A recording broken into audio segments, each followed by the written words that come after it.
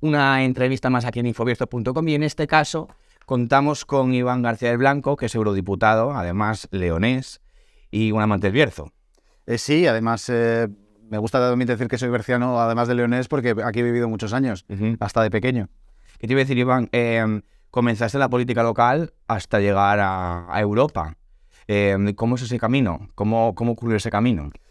Pues la verdad es que en gran medida trufado de azar, porque al final nadie decide, y si alguien lo decide se equivoca, porque precisamente la vida y los acontecimientos luego son muy azarosos.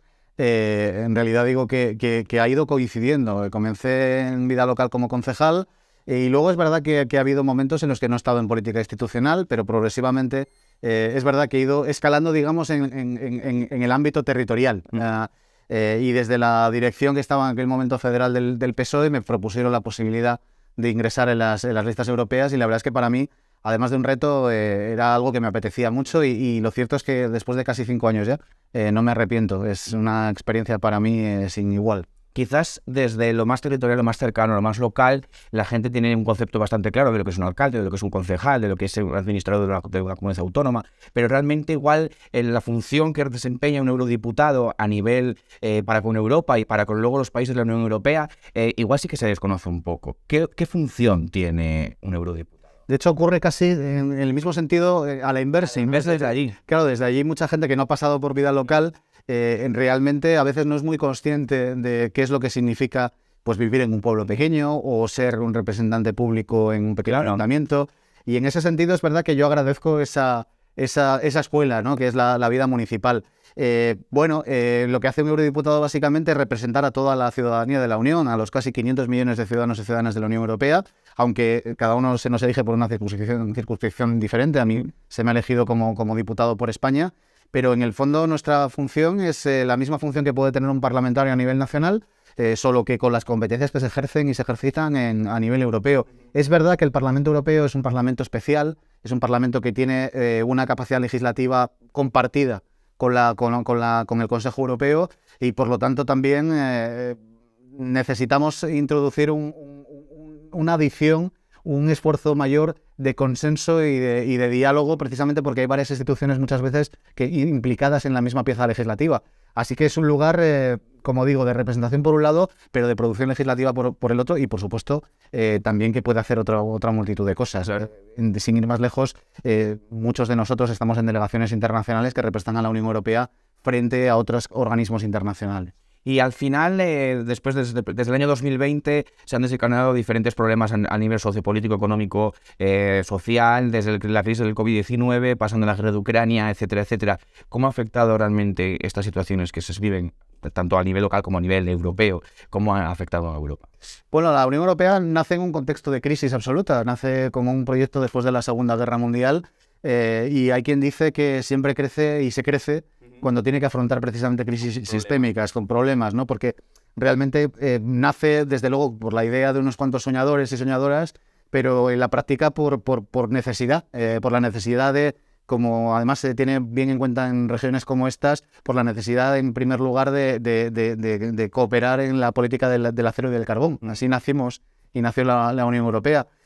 Y progresivamente se ha ido adaptando a nuevas necesidades que han surgido por el camino. De hecho, esta crisis del COVID, este terrible suceso que acaba de ocurrir hace un año en Ucrania, prácticamente ha hecho el aniversario ahora de la agresión rusa, ha producido también por necesidad que muchas de las políticas que en el debate se decía que tenían que cooperar, que hacerse cooperativas, al final a toda velocidad y estirando los tratados, lo estamos haciendo conjuntamente. El ejemplo es la sanidad. Gracias a esta crisis, o en este caso para responder a esta crisis, nos hemos puesto de acuerdo en una política de vacunas común, en una política de reindustrialización también desde el punto de vista de los equipamientos sanitarios común.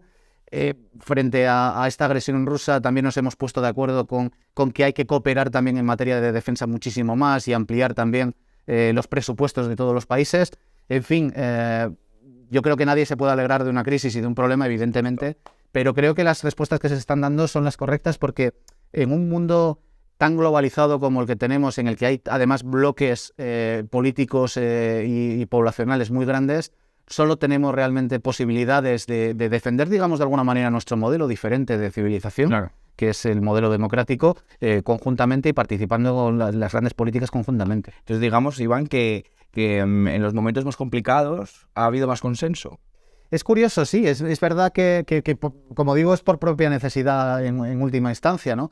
Porque al final todo el mundo es consciente, pese a que al final es verdad que estamos viviendo una época en la que se está resurgiendo el discurso nacionalista, pero en la práctica todo el mundo es consciente, en la práctica, de que necesita cooperar y necesita conjugar esfuerzos si quiere afrontar los grandes retos a nivel mundial. Pensemos, por ejemplo, en un país como China, con 1.500 millones de personas, como la India, que está ya acercándose a esas cifras, un país que es como una bestia económica y también poblacional y militar como Estados Unidos, la propia Rusia.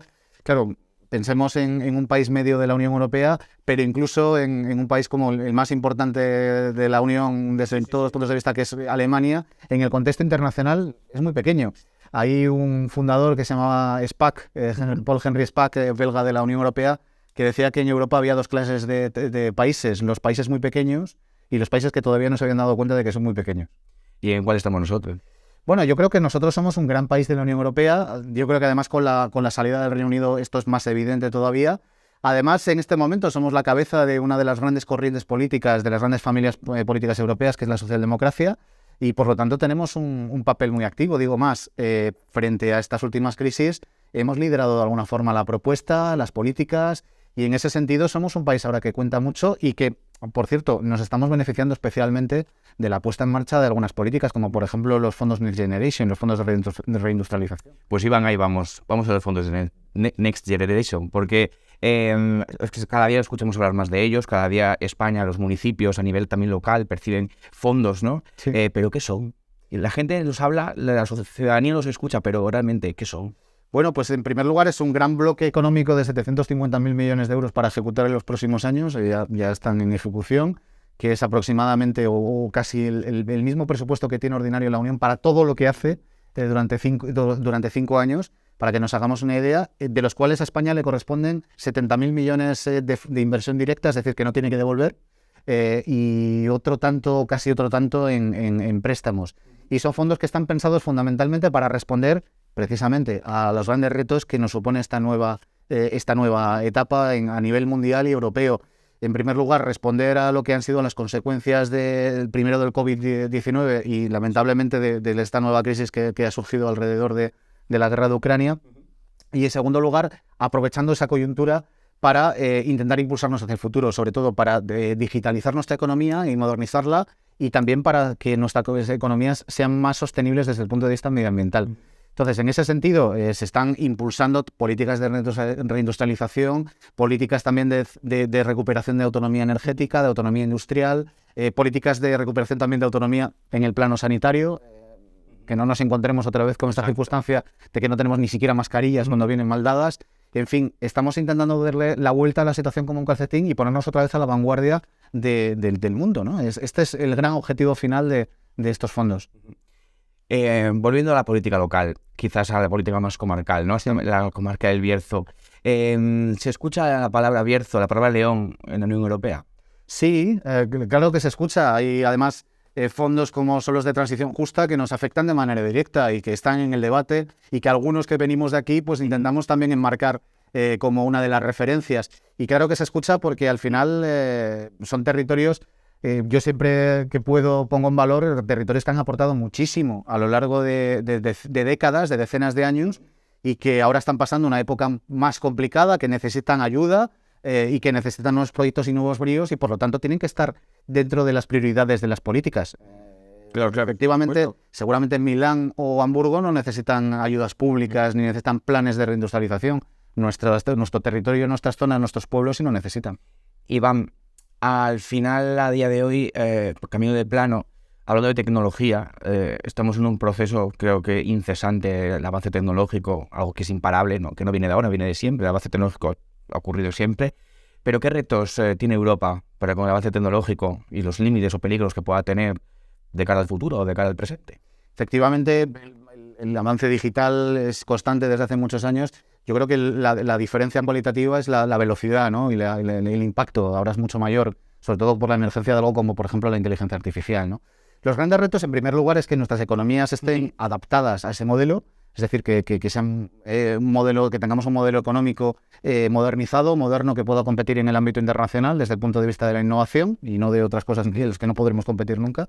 En segundo lugar, por supuesto también que nuestra población, que nuestra gente esté a ese nivel, es decir, que sea capaz de comprender qué es lo que significa ese cambio tecnológico, que es casi un cambio de civilización, y que tenga también las habilidades suficientes como para poder moverse en ese entorno. Y ahí no estamos hablando solo de jóvenes muy preparados desde el punto de vista tecnológico. A todas las edades, ¿no? A todas las edades, eso, que nuestros mayores, como ha ocurrido hace muy poco en el debate, o hemos tenido este debate sobre la banca digital en los mayores, ¿no? Que nuestras personas mayores, que las personas que no están tan avanzadas desde ese punto de vista, tengan también la posibilidad de que sus derechos se ejerciten y se defiendan, ¿no? Esa es una de las vertientes. Y en segundo lugar, aprovechar, por supuesto, todas las potencialidades que tienen este tipo de tecnologías. Si hablamos de inteligencia artificial, hemos tenido una vacuna contra el COVID en poco menos de un año, precisamente por la utilización de esta clase de tecnologías. Hay muchísimos más ejemplos de cosas en las que se puede avanzar y se está avanzando. Cada día hay nuevos descubrimientos gracias a la utilización de inteligencia artificial, pero una tecnología con tanta potencialidad también tiene riesgos y conlleva riesgos, y por lo tanto que ponerle. Estamos en este momento discutiendo, por supuesto, cuáles son esos límites de alguna forma, y también qué derechos, que en el fondo son los mismos que los derechos clásicos, estas libertades de los derechos clásicos, pero que su ejercicio en el ámbito digital es a veces diferente. Entonces, ¿qué derechos nos asisten en el mundo digital y en el ámbito digital? Y estamos ahora sumidos en un debate de una regulación completa de todo este ámbito, y puedo asegurar que en esto somos absolutamente pioneros en el mundo. Y nuestra idea, por supuesto, es ser también el faro que guía a todos los demás. El camino. El llamado efecto Bruselas, en el fondo, significa que no hemos sido, yo digo lamentablemente, no hemos sido la potencia, por ejemplo, en el terreno militar durante todo este tiempo, pero sin embargo hemos sido una potencia regulatoria muy importante, afortunadamente, que de alguna manera conforma el mundo a fuerza de modelo civilizatorio, ¿no? Y en eso estamos en este momento. Iván, si tuvieras que contarle a una persona Lego materia, que al final no todo el mundo quizás esté al alcance de un conocimiento científico avanzado, ni quizás se precise a pie de calle, ¿no? Pero ¿cómo le pondrías en valor y le explicarías incluso a una persona de Lego materia, un niño, una persona mayor, qué es la inteligencia artificial? Pues la inteligencia artificial es una tecnología, es una tecnología que se basa en la utilización de algoritmos, de fórmulas matemáticas, para procesar toneladas de información, y de alguna manera eso produce un sistema de razonamiento, si se puede llamar así, que imita al razonamiento humano. Básicamente, aunque luego hay muchos matices, y sobre todo esto va avanzando a tal velocidad que cada vez tenemos más diversidad, pero básicamente es esto. En la práctica eso lo que nos permite es, precisamente como estaba diciendo, llegar a resultados que antes costaba mucho tiempo, llegar con una utilización de muy pocos recursos, y de esa manera optimizamos el tiempo y también conseguimos normalmente mejores resultados, ¿no? Como digo, cosas que no estaban al alcance de la mano antes de ayer. En ese sentido, por ejemplo, pues gracias a la utilización de la inteligencia artificial, pues tendremos coches autónomos mucho más seguros que la conducción humana dentro de muy poco tiempo. Como digo, tendremos una sanidad mucho mejor, porque tendremos mejores vacunas, tendremos la solución a muchas enfermedades gracias a la utilización y al procesamiento de esos datos. En fin, como digo... ya no solo en el ámbito sanitario, ¿no? No. El otro día creo que han encontrado una obra escrita por Lope de Vega. Gracias a la utilización de esta clase de algoritmos que procesan información a muchísima velocidad. Es decir, si pusiéramos a 1 millón de personas a procesar los mismos datos, tardaría mucho más tiempo que un algoritmo de inteligencia artificial, ¿no? Entonces, tiene una característica además fundamental la inteligencia artificial, que además es que es capaz de mejorarse a sí misma. Con lo cual, desde el punto de vista regulatorio, también supone un reto importante, porque cuando regulamos tenemos de alguna manera que prever qué es lo que va a ocurrir con determinadas tecnologías. Tiene una característica en ese sentido muy humana, que no ha tenido una tecnología nunca en la historia, en el sentido de que se puede mejorar a sí misma. También es verdad que hereda lo mejor de los humanos, pero también lo peor. Hereda también los sesgos. Claro. Entonces, si un programador resulta que tiene un sesgo racista o un sesgo clasista, lo que hará este programa es reproducir esos sesgos y aumentarlos y multiplicarlos, ¿no? Es muy famoso lo que ocurrió, por ejemplo, con la utilización de determinados datos en la seguridad social holandesa, que de alguna manera estaban sesgados desde el punto de vista clasista y étnico, etnográfico, y produjo de alguna manera una discriminación masiva para las personas migrantes a la hora de repartir, en este caso, las ayudas. Se descubrió luego después.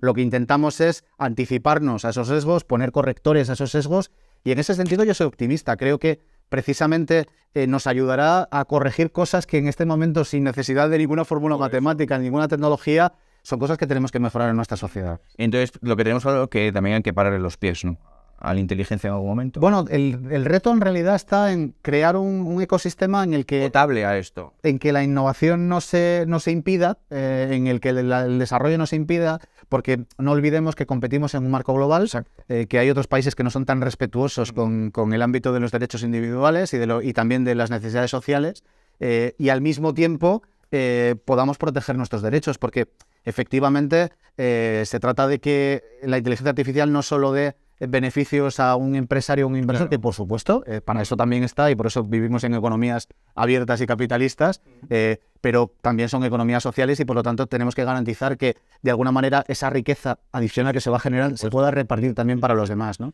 Y digo yo, ¿cómo podríamos aplicar la inteligencia artificial al Bierzo? Pues de 1.000 millones de maneras, ¿no?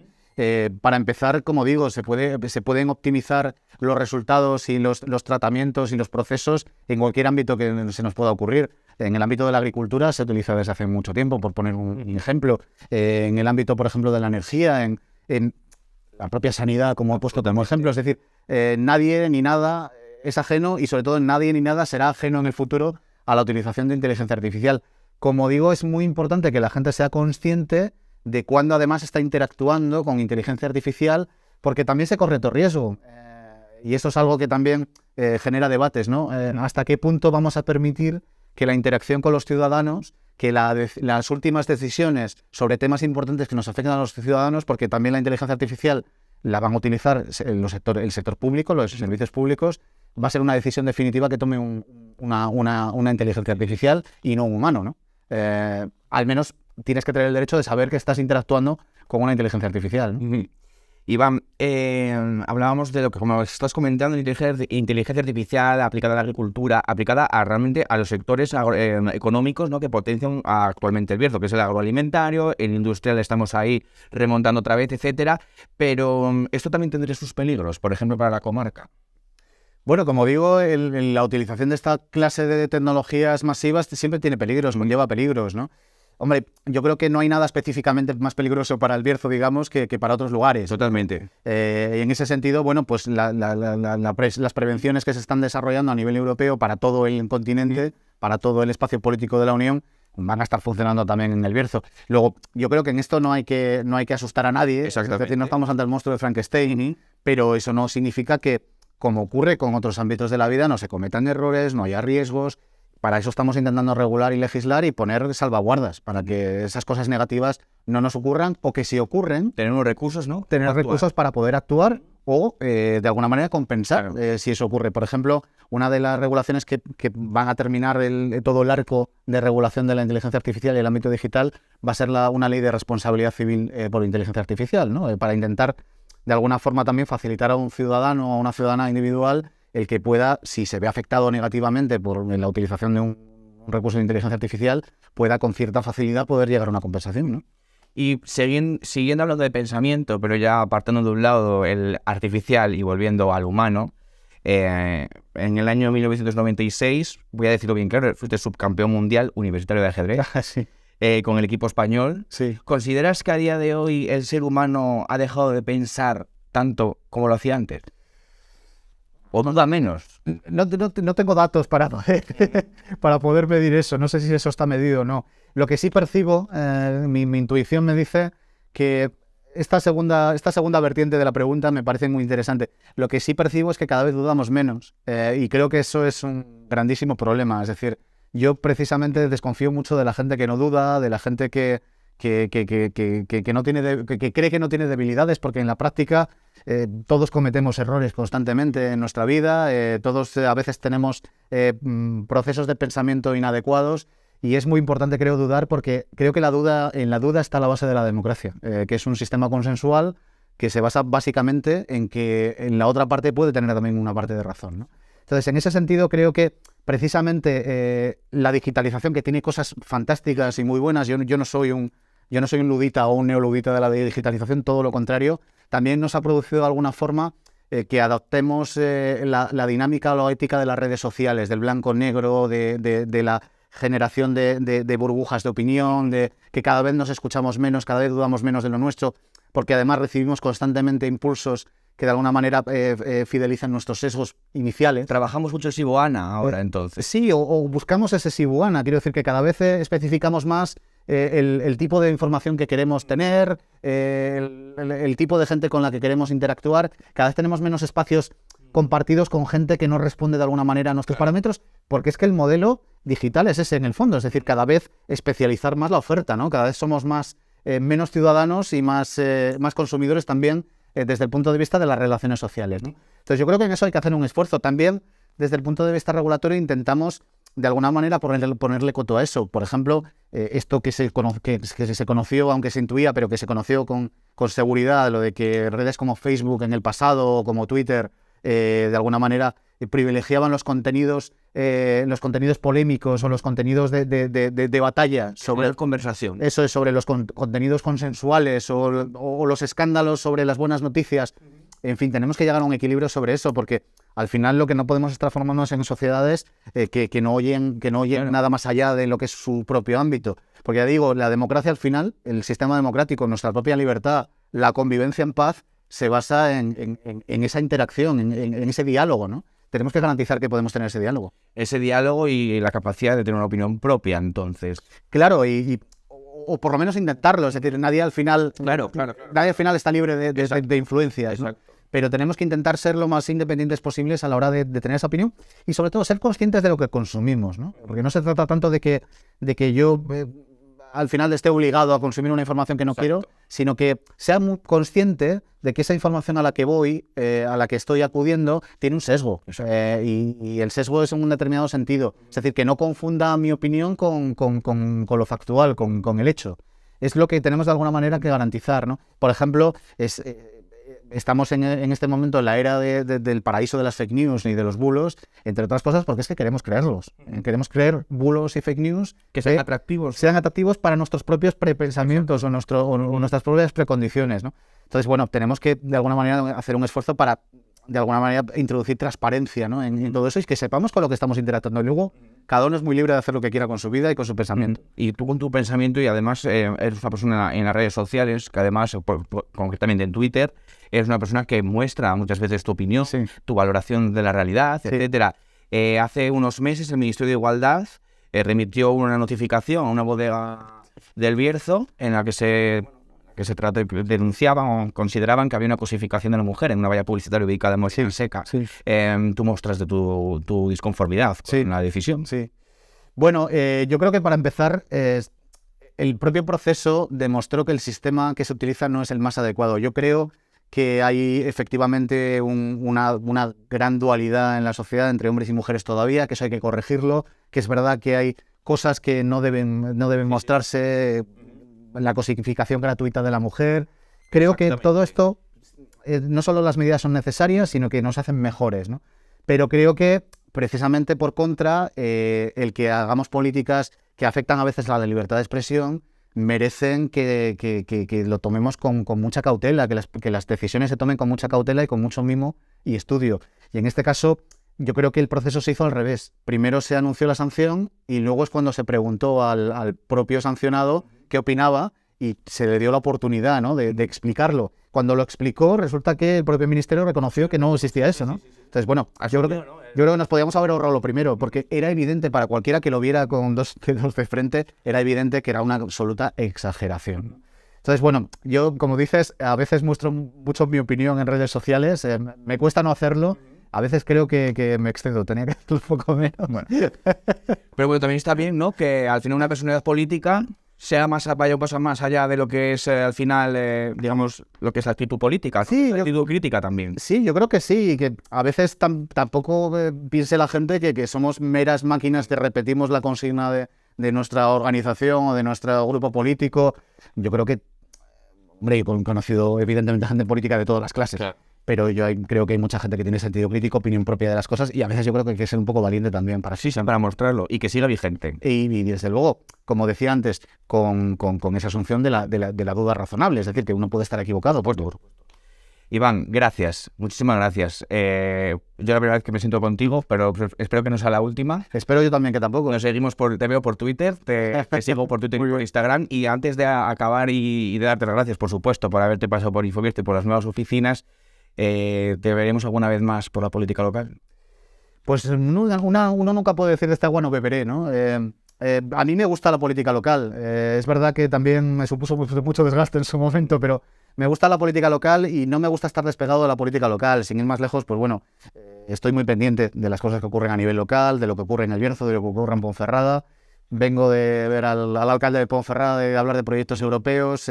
Intento echar una mano también en eso y creo además que los frutos de esta acción, por ejemplo, que está llevando Olegario Ramón, como es amigo, le llamo ya por el nombre, el alcalde de Ponferrada, de irse a Europa y de presentar proyectos y de pelearlos ante las instituciones. Creo que esto está dando sus frutos y yo lo que animo, y intento además eso, animar a mis compañeros, es a que hagan este tipo de acciones, a que busquen los recursos donde están. Porque sentado en una silla y mirando a las alpabardas, al final no se consiguen ni recursos ni ayuda, ¿no? El político tiene que ser valiente. Yo creo que sí, y sobre todo tiene que pensar que vivimos en un mundo global, muy amplio, que hay muchos recursos y muchas posibilidades en otros lugares del mundo, que además estamos en un ámbito que es el ámbito europeo, que tiene recursos, pero evidentemente hay que competirlos y hay que convencer para conseguir esos recursos. Yo cuando veía, por ejemplo, después del último viaje, que además salió especialmente bien y la muestra, bueno, son los casi 13 millones ya que están confirmados de proyectos europeos para Ponferrada. Para El Bierzo, para la comarca... Solo para Ponferrada creo que casi 13 millones. Sí, pero... ¿Para El Bierzo más? Me refería que era más para El Bierzo. Sí, digo que salió muy bien aquel viaje. Yo veía al portavoz del PP hablar de turisteo, de viajes gratis. Viajes gratis. Digo, hombre, hay que desenroscarse la boina de alguna forma, ¿no? Digo, porque lamentablemente, si vamos hasta el barco y tal, no conseguimos fondos. Hay que ir a Bruselas, hay que ir a Madrid, hay que intentar moverse, ¿no? Yo creo que en ese sentido, como digo, lo está haciendo muy bien este alcalde y otros compañeros míos aquí en El Bierzo y en la provincia de León. Y esa es mi forma de estar conectado, de echar una mano en eso, de estar conectado a la política local. Pues a ver si algún día esa forma te siga arrastrando y te vuelves de Europa. Bueno, la verdad es que lo echo tanto de menos. Se lo decía precisamente al alcalde cuando vine hoy, que bajé del coche y vi además los Aquilianos nevados, pasé a la zona del casco viejo, tal. Viajarte en el tiempo. Sí, me invadía la melancolía, ¿no? Porque yo aquí fui muy feliz y tengo intención de volver en algún momento. Pues aquí lo tenéis, Iván del Blanco, eurodiputado, leonés y amante del Bierzo. Así que gracias. Gracias. Y nos vemos pronto. Un placer.